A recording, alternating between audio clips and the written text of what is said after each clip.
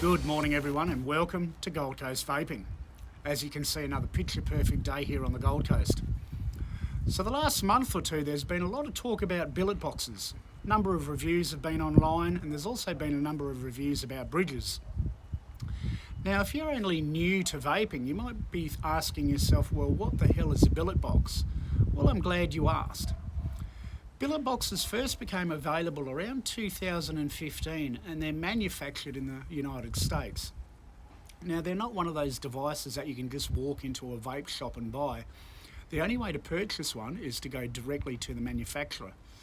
However, the catch is they only do a limited run every so often, and the only way to be able to purchase one is to put your name down. But you'll find 9 times out of 10 they're usually sold out within the first 5-10 minutes. So they are extremely hard to get hold of.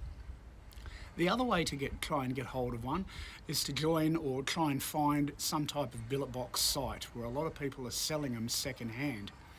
Now billet boxes don't actually decrease in value, so don't expect to jump on a Facebook site and pick one up really cheap, because it just won't happen. They hold their value.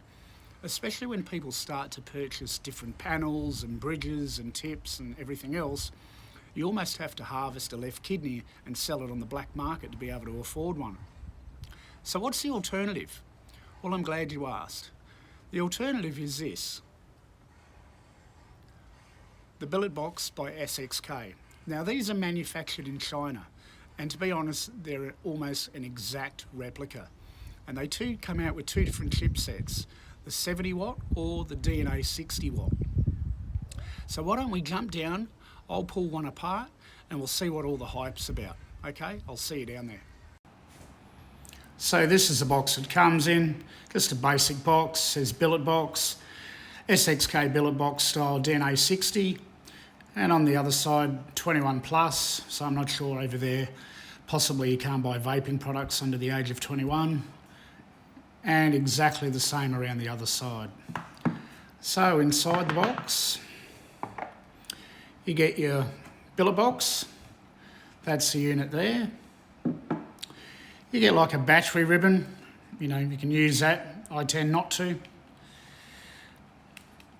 You get a bunch of O-rings and spare screws. And then you get an Aspire Nautilus coil adapter. And anything else in the box? No. Being a clone, you're not going to get instructions or anything like that. So that's basically all you get with the unit. Now, according to the website where I purchased this from, you are meant to get a Kanga coil adapter, but I never got it, so I'll have to follow that up. So this is a unit here. Drip tip, your fire button, and these are what's called your panels. So to lift off one of your panels, you've just got a little groove underneath there. So it's just a matter of grabbing your fingernail and lifting it off. There's your fire button there. And you've also got a USB connector to charge your battery. Now this does take an 18650 single battery. And whenever you use external batteries, I always recommend taking the battery out and charging it on a charging port. Never really recommend charging it in the unit itself. And the other side, once again, you've got your groove and you just take your panel off.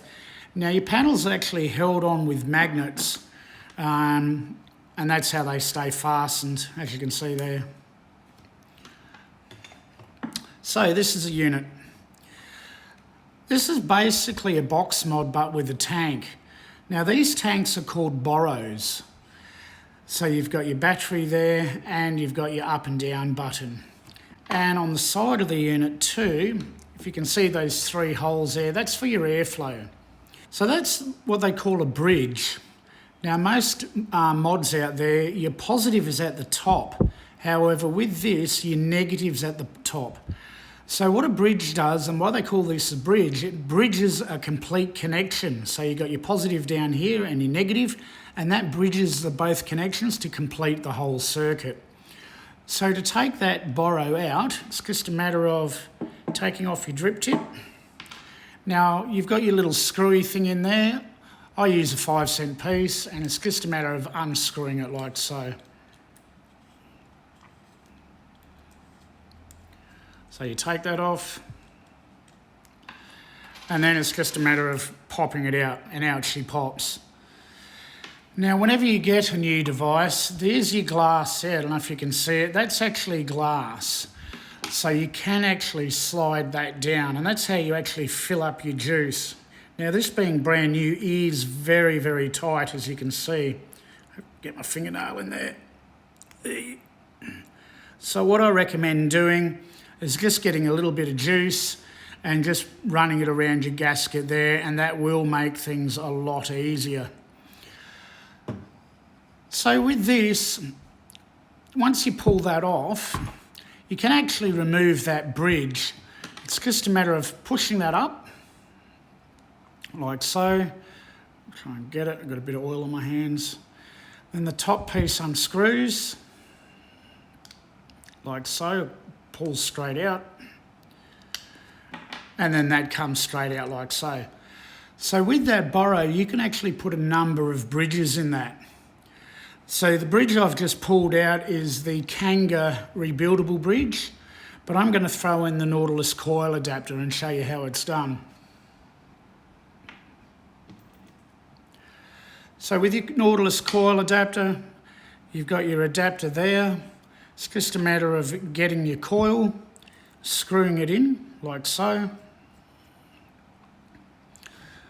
Now also too, you have got a little seal, like a little grommet in there, and also a little grommet in there.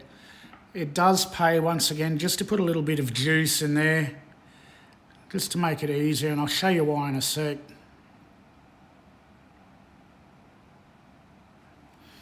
So what you do now, you basically grab the bottom of your coil, that sits down then there like so, as you can see. And then you've got your chimney piece, which basically slides in there. And as you can see, that's going in quite easily now that I've put a bit of oil around it. So once that's on, well, that's it. It's just a matter of screwing that in, because there is a little bit of a thread on it. So just screw that in like so. There we go.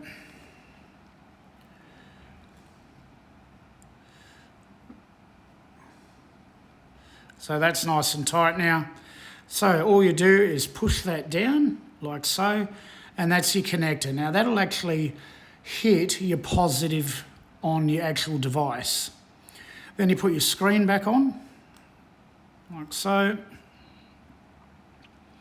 And all you do is just fill it up with juice in there. So once you've filled it up with juice, it's just a matter of putting that straight back in, like so. Screwing back in your screwy little thing. What that actually does is that also provides contact for your battery.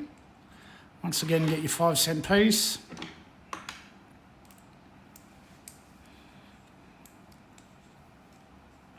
As you can see, it's turning the bridge as well. So do it nice and tight. You don't want to over tighten it, but you do want it tight. And then you throw in a battery. Now, like I mentioned with this, you do throw your battery negative side up. So that's like that. And to turn the unit on, it's just a click. That's all it is. And you put your drip tip on. So that's basically all there is to it. Like I mentioned, the beauty of these is you can put a different number of bridges in it. So this one here is to suit the Aspire Nautilus coil. You can get bridges to fit the PNP coils, or you can also get a number of other bridges which you can actually rebuild on. And then from there, you just put on your panels